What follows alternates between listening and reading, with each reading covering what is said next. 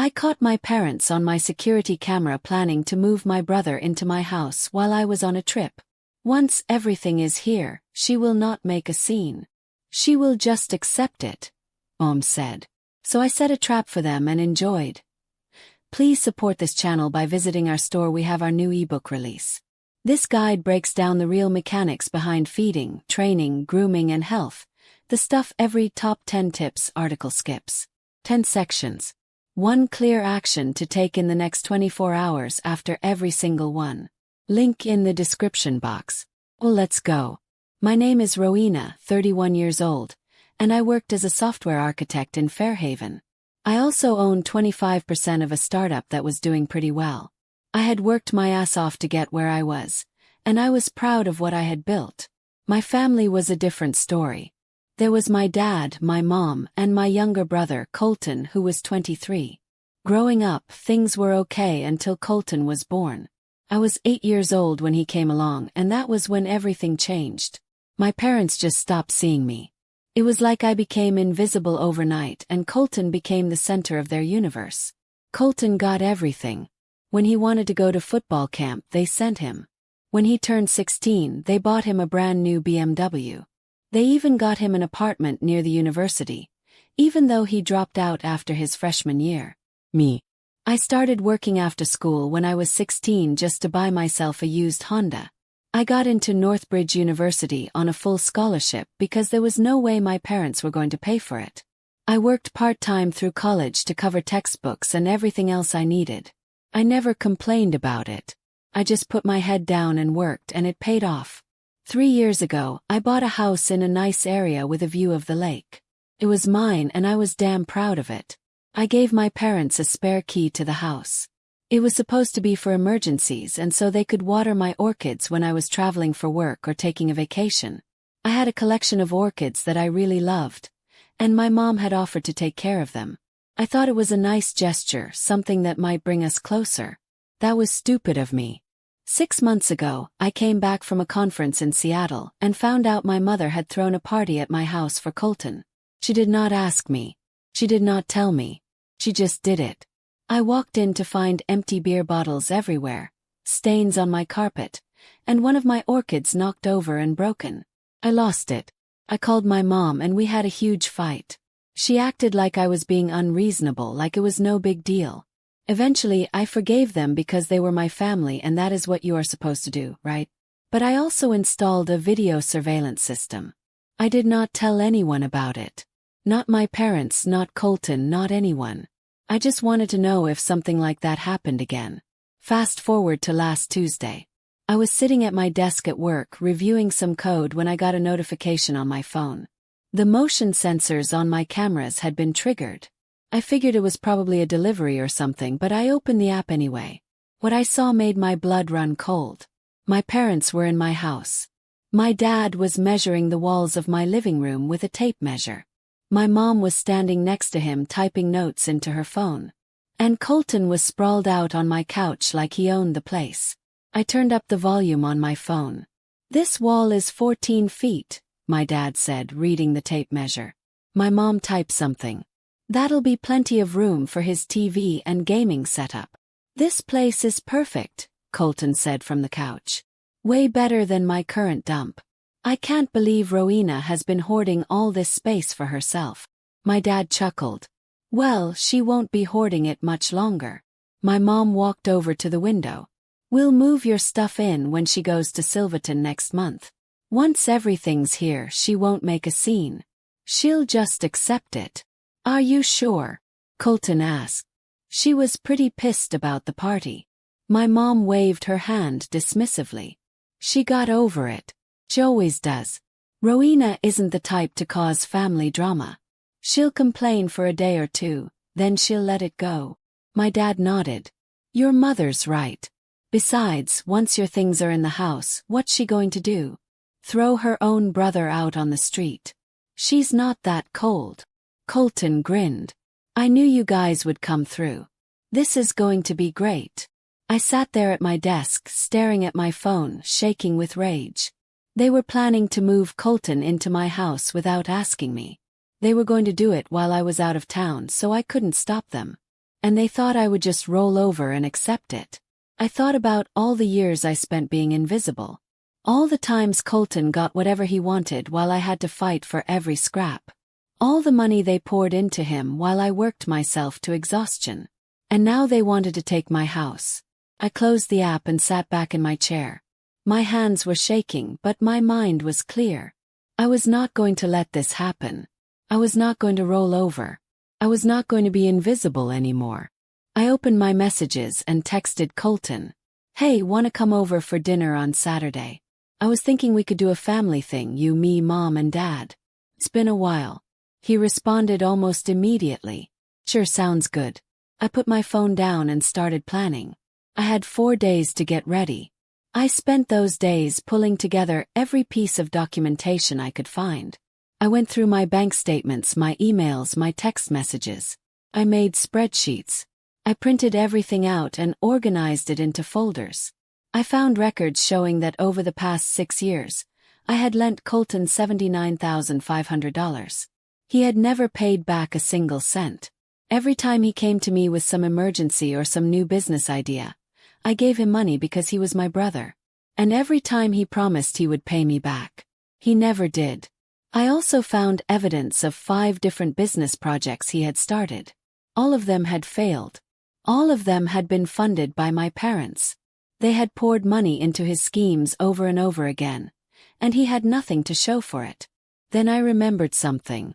3 months ago, I got a message on Facebook from a woman named Talia. She said she was Colton's girlfriend, and she needed to talk to me about something important. I dug up that conversation. Talia had told me that Colton had used her credit cards to fund another one of his schemes. This time it was some kind of cryptocurrency course teaching people how to make money trading crypto.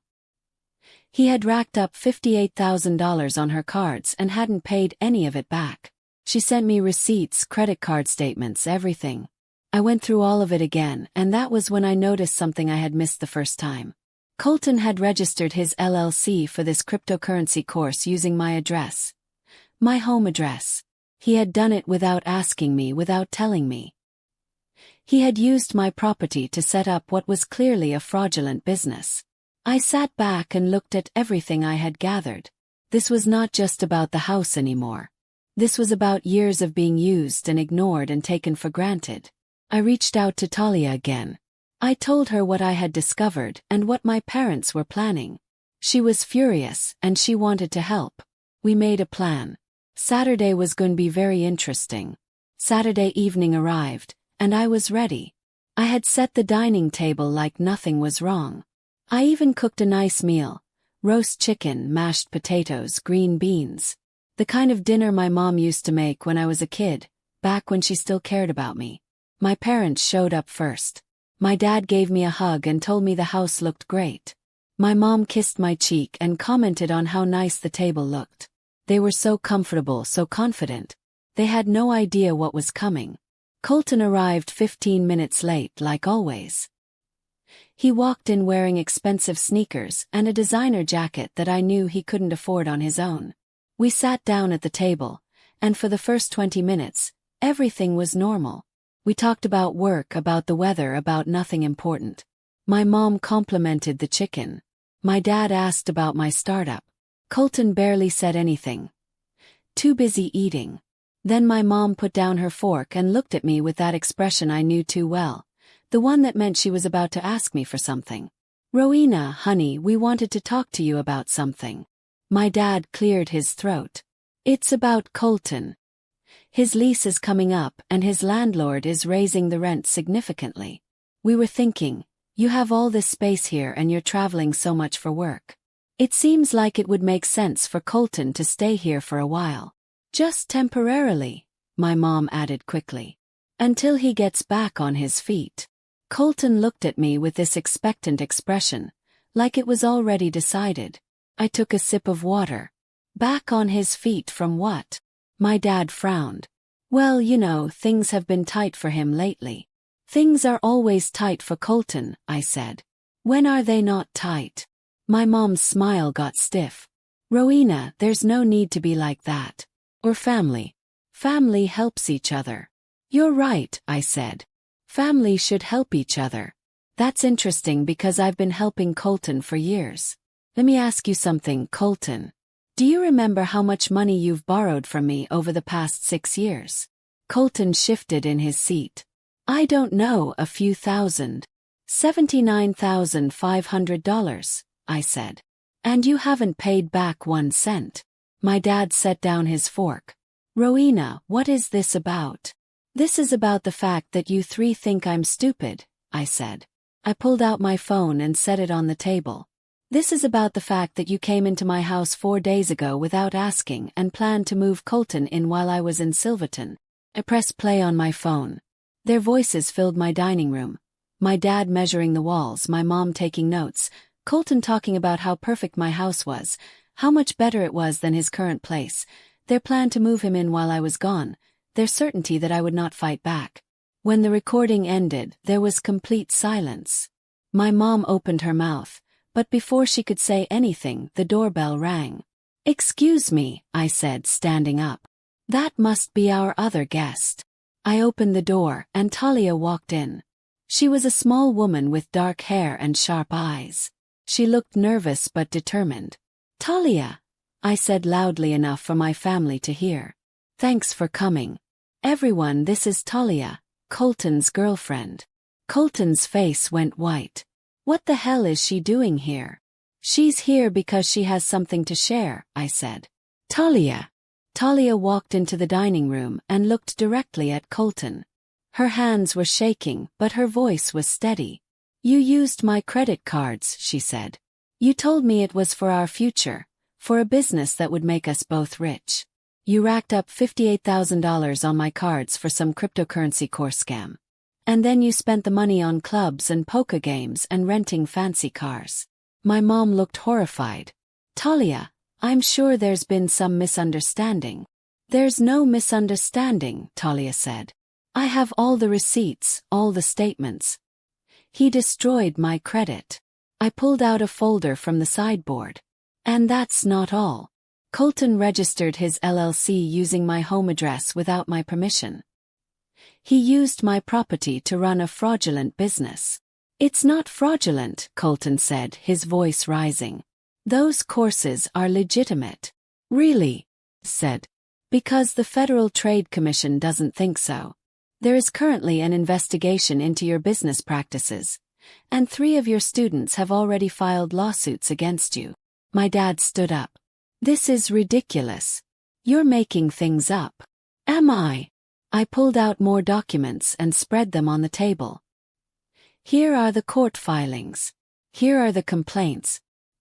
Here is the evidence that Colton has been selling fake cryptocurrency courses using stolen educational materials. He charged people $2,000 each and gave them nothing. Colton pushed back from the table. You're crazy. You've always been jealous of me. Jealous? I laughed, and the sound was harsh even to my own ears. Of what? Your failed businesses. Your debts. The fact that Mom and Dad have spent their retirement money bailing you out over and over. I turned to my parents. I have documentation of 5 business projects you funded for him. All failures. And now you want me to give up my home so he can live here rent-free while he runs another scam. My mother's eyes filled with tears. How can you be so cruel? He's your brother. And I'm your daughter, I said. But you haven't treated me like one since I was 8 years old. My father stood up, his chair scraping loudly against the floor. You are going to regret this. When you're old and alone, do not come crying to us. I won't, I said. They left, slamming the door behind them. The house was suddenly very quiet. Talia sat down at the table, her hands still shaking. Thank you, she said, for backing me up. Thank you for coming, I said. Are you going to sue him? Yes, she said. My lawyer says I have a strong case. Good, I said. He deserves it. The next day I blocked all their phone numbers. Every single one. My mom, my dad, Colton. I was done. A week after the dinner, federal fraud charges were filed against Colton. I found out about it from the news before anyone tried to contact me. I was sitting at my desk when my coworker sent me a link. "Hey, isn't this your brother?" I clicked on it, and there was Colton's face on the local news website. The headline read, "Fairhaven Man Arrested for Cryptocurrency Course Fraud." The article said that federal agents had searched his apartment and found everything. Fake reviews he had written himself to make his courses look legitimate, stolen educational materials he had copied from real cryptocurrency experts, lists of students who had paid him $2,000 each for worthless courses. There were about 40 students who had been scammed. 40 people who trusted him and got nothing in return. They were all filing lawsuits. Colton was arrested. His mugshot was online. He looked angry in it. Not scared or sorry, just angry. Felt nothing. Maybe I should have felt something, some kind of sadness that my brother was going to jail, but I just felt empty. 2 days later, my Uncle Darren called me. He was my dad's older brother, and I had always liked him. He was the reasonable one in the family. "Rowena," he said when I answered. "I heard about what happened at dinner." "Let me guess," I said. "Dad sent you to talk sense into me." "He tried," Uncle Darren said. I told him no. "I'm calling because I want you to know that I support you. I've been telling your parents for years that the way they treat you is wrong. I warned them that their favoritism would have consequences." "They didn't listen," I said quietly. "No," he said. "They didn't." I felt my throat tighten. "Thank you. That means a lot." "I have a good lawyer," he said. "If you need help with anything related to Colton or your parents, I'll make sure you have representation. Talia too, if she wants it." "I appreciate that," I said. "Your parents made their choices," Uncle Darren said. "Now they have to live with them. You take care of yourself, Rowena." After I hung up, I sat there for a long time. It felt good to know that someone in my family saw the truth. Talia's civil lawsuit moved forward quickly. She had all the documentation she needed, and Colton couldn't fight it from jail. My parents ended up paying the $58,000 to settle the case. They didn't want it going to court and becoming more public than it already was. They also had to mortgage their house to pay Colton's bail. $82,000 just to get him out while he waited for trial. I heard about it through Uncle Darren. My parents were burning through their savings, their retirement fund, everything they had worked for. All for Colton. I did not feel bad about it. They had made their choices. 6 months passed. I focused on my work and my startup. Things were going well. We were getting new investors, and my shares were worth more than they had ever been. I was doing fine. Then I got an email from my dad. He sent it from his work address, and it was long, really long. He said I had destroyed the family. He said I was heartless and cruel. He said Colton was facing 3 to 5 years in federal prison, and it was all my fault. He demanded that I help them, that I pay for a better lawyer, that I do something to fix the mess I had created. I read it twice just to make sure I wasn't misunderstanding. He actually thought this was my fault. He thought I was the problem. I deleted the email and blocked his work address too. The next day I got a letter from Colton. It was handwritten, and the writing was messy and angry.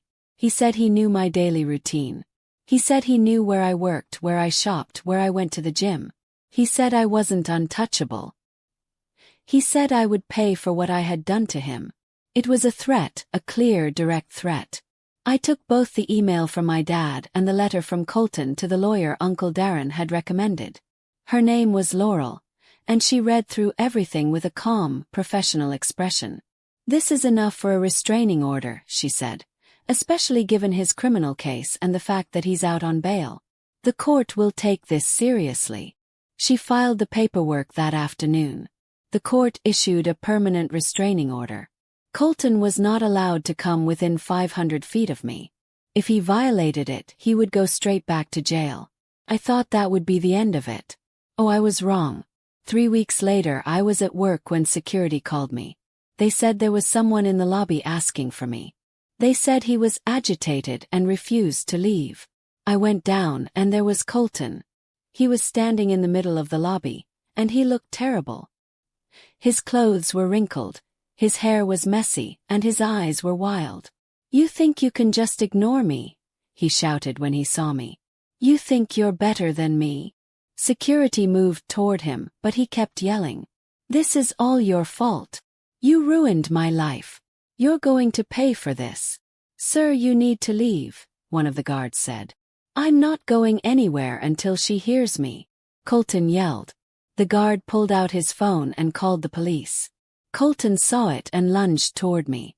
Security grabbed him before he could get close. The police arrived within minutes. They arrested Colton right there in the lobby. Everyone in the building saw it. It was humiliating, but not for me. For him. Because Colton had violated the restraining order. His bail was revoked. He was taken into custody to wait for his trial. He was not getting out again. At trial, Colton pleaded guilty to the fraud charges. He didn't have a choice. Evidence was overwhelming.